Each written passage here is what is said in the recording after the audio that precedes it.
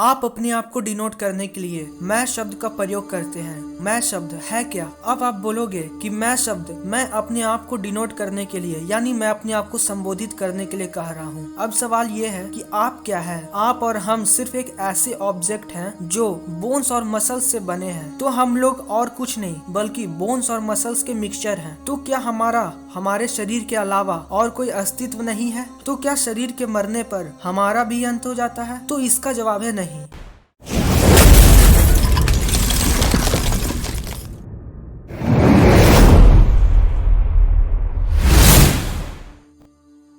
ये रोहन है और मैं इसे रोहन कहकर पुकारता हूँ। तो यहाँ पर समझने वाली बात ये है कि मैं उसे तो संबोधित कर रहा हूँ, लेकिन मेरा ये संबोधन किसी सर्टेन ऑब्जेक्ट का नहीं है, किसी निश्चित ऑब्जेक्ट का नहीं है कि मैं आखिर रोहन कह किस ऑब्जेक्ट को रहा हूँ, क्योंकि रोहन नाम का ऑब्जेक्ट तो बहुत सारे पार्टिकल से मिलकर बना है। सरल भाषा में बताऊँ तो जब मैं इस लड़के को रोहन नाम से पुकारता हूँ तो मैं किस चीज को संबोधित कर रहा हूँ? इसके नाक को, इसके आँख को, या इसके हाथों को, या फिर इसके कानों को? क्योंकि रोहन नाम का ऑब्जेक्ट तो एग्जिस्ट ही नहीं करता है, और अगर करता है तो वह चीज क्या है? चलिए इसे एक और उदाहरण से मैं समझाता हूँ। आप ये जो लड़का है रोहन, अनफॉर्चुनेटली एक एक्सीडेंट में वो अपना हाथ और पैर दोनों गवा देता है। एक्सीडेंट से पहले भी वो रोहन ही था, और एक्सीडेंट के बाद जब उसके पास उसके हाथ और पैर नहीं है फिर भी वो रोहन ही कहला रहा है। अब रोहन का डेथ हो जाता है, पर अब जिस ऑब्जेक्ट को हम लोग रोहन कह रहे थे, जिस पार्टिकल्स के मिक्सचर को हम लोग रोहन कह रहे थे, उसी ऑब्जेक्ट को अब हम लोग रोहन का डेड बॉडी यानी मृत शरीर कह रहे हैं। तो अब रोहन कौन है? रोहन है क्या? तो आखिर हम किसे रोहन कहकर पुकार रहे थे? क्योंकि जिस चीज को, जिस ऑब्जेक्ट को हम लोग रोहन कह रहे थे यानी ये बॉडी को, वो तो अब हम उसे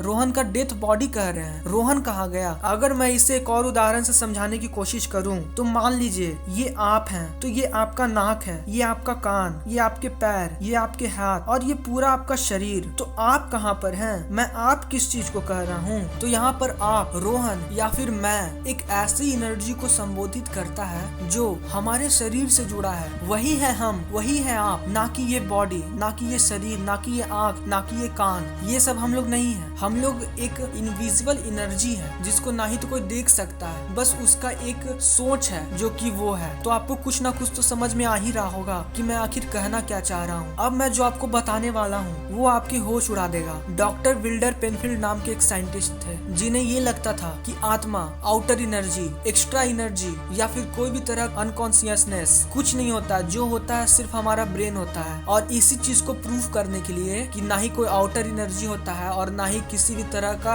अनकॉन्शियसनेस होता है, जो होता है सिर्फ हमारा ब्रेन, इस चीज को प्रूव करने के लिए उन्होंने एक एक्सपेरिमेंट किया। उस एक्सपेरिमेंट में उन्होंने अपने हाईटेक इक्विपमेंट से एक जीते जागते आदमी का ब्रेन निकालकर उनमें एक्टिविटी को कैप्चर किया। उन्होंने उस आदमी को अपना दायां हाथ उठाने को कहा, और जैसे ही उसने अपना हाथ उठाया उसके दिमाग में एक निश्चित जगह पर, एक सर्टेन जगह पर एक एक्टिविटी हुई। फिर उन्होंने उसे हाथ नीचे करने को कहा। एक बार फिर ब्रेन के उसी जगह पर एक सर्टेन एरिया में कुछ एक्टिविटी हुई। अब डॉक्टर पेनफील्ड ने अपने हाईटेक इक्विपमेंट से दिमाग के उसी जगह पर एक्टिविटी कराई तो रिजल्ट बहुत ही हैरान कर देने वाला आया। जैसे ही डॉक्टर ने दिमाग की उस जगह पर एक्टिविटी कराई तो उस आदमी का हाथ अपने आप उठ गया। उस आदमी ने कहा कि मैंने अपना हाथ उठाया नहीं, लेकिन पता नहीं ये अपने आप कैसे अचानक से उठ गया। इस एक्सपेरिमेंट से ये पता चलता है कि हमारा ब्रेन हमें डायरेक्ट कमांड नहीं करता, बल्कि पहले कोई उसे कमांड देता है, फिर वो हमारे बॉडी को कंट्रोल करता है। तो सोचने वाली बात यह है कि किस सेकंड में डॉक्टर पेनफील्ड ने ब्रेन को कमांड दिया, मतलब ब्रेन को ऑपरेट करने वाला, ब्रेन को एक्टिवेट करने वाला उस टाइम सेकंड केस में डॉक्टर पेनफील्ड थे। लेकिन केस फर्स्ट में ब्रेन को कौन एक्टिवेट कर रहा था? इस एक्सपेरिमेंट के बाद कोई तो आउटर एनर्जी था जो हमारे ब्रेन को कमांड कर रहा था ताकि वो हमारे बॉडी को कंट्रोल कर सके। इससे साफ साफ यही पता चलता है हमारा ब्रेन हमें कंट्रोल नहीं करता, बल्कि हम ब्रेन को कंट्रोल करते हैं और फिर ब्रेन इस बॉडी को कंट्रोल करता है। मतलब कोई तो आउटर एनर्जी है, मतलब कोई तो एक ऐसी एनर्जी है जो हमारे ब्रेन को एक्टिवेट कर रही है, और वही एनर्जी है हम। अब तो आपको समझ में आ ही गया होगा मैं आखिर आपसे कहना क्या चाह रहा हूँ। इस एक्सपेरिमेंट एक्सपेरिमेंट के बाद डॉक्टर पेनफील्ड ने भी यह मान लिया कि हम सब ना ही तो ये शरीर है ना ही ये दिमाग, बल्कि हम लोग वो हैं जो ब्रेन को कमांड देता है, उसे एक्टिवेट करता है ताकि जिस ऑब्जेक्ट से हम जुड़े हैं, जिस बॉडी से हम जुड़े हैं, उसमें एक्टिविटी हो पाए। मतलब जिस एनर्जी का बात मैं कर रहा था वही एनर्जी है हम, वही एनर्जी है आप, वही एनर्जी है रोहन। यानी हम सब एक सिर्फ और सिर्फ एक एनर्जी है, एनर्जी के सिवा और कुछ भी नहीं। तो आशा करता हूँ दोस्तों मैंने इस वीडियो में आपको जो भी समझाने का कोशिश किया होगा वो आपको समझ में आया होगा। तो दोस्तों अगर आपको ये वीडियो पसंद आया और ये थोड़ा सा भी इंफॉर्मेटिव लगा तो मेरी इस वीडियो को लाइक करिएगा, इस चैनल को सब्सक्राइब करिएगा, इस वीडियो को शेयर भी करिएगा। Thanks for watching.